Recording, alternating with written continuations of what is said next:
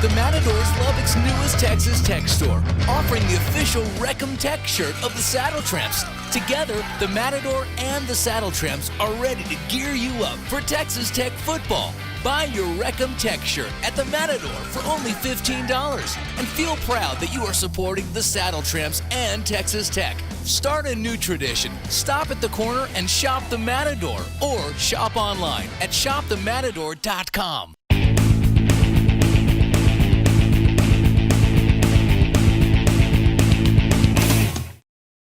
Hi, and welcome to this week's episode of Matador Express. I'm Everett Quarter. And I'm Dawit, Haile. Dawit's joining me this week to give some insight on the Tech soccer team.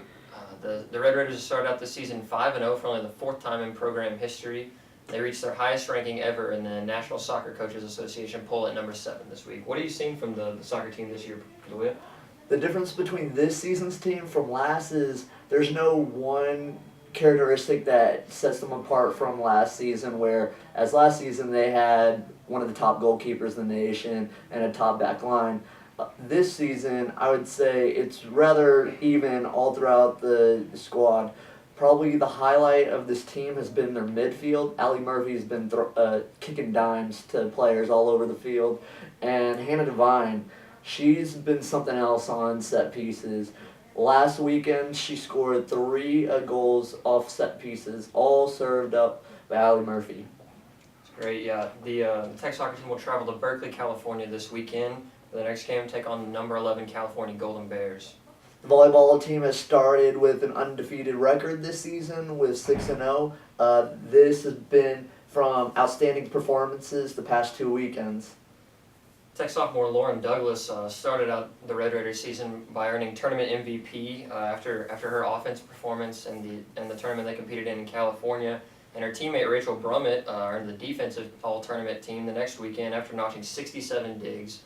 Brummett's working her way this year toward becoming the Tech all-time digs leader, and both those teams won Conference Player of the Week awards after their tournament performances. The volleyball team will play its first home game Thursday at 6 p.m. As a part of the Texas Tech Invitational. The Tech football team will also look to stay undefeated this weekend, as all of the athletics program at Tech right now are combined 13-0 with no losses.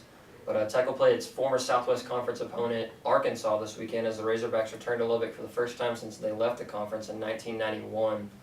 The Red Raiders kind of had their hands full so far this year, even though they played some less than stellar opponents in UTEP and the football championship subdivision Central Arkansas.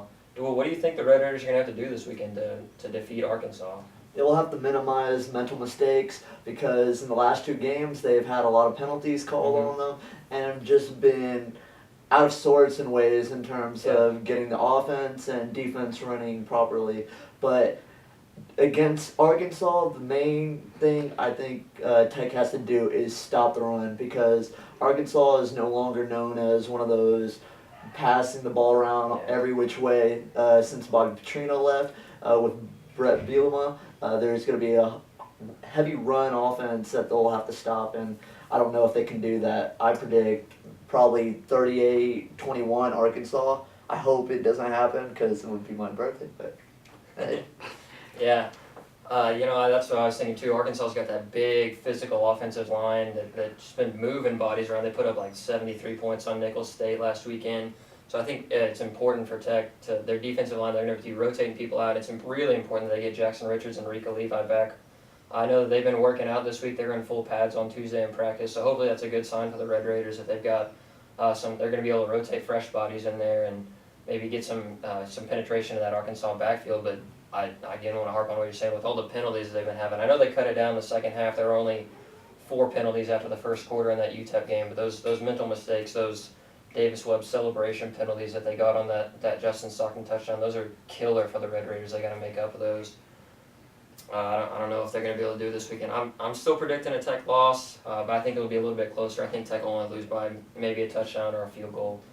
If they can reproduce what they did in that final drive against UTEP throughout the entire game against Arkansas, they could possibly pull out a win against Arkansas. That's their best hope for. Yeah, they looked good on that last drive. I don't know why it's been any different. They've been starting out the game slow. It's been weird.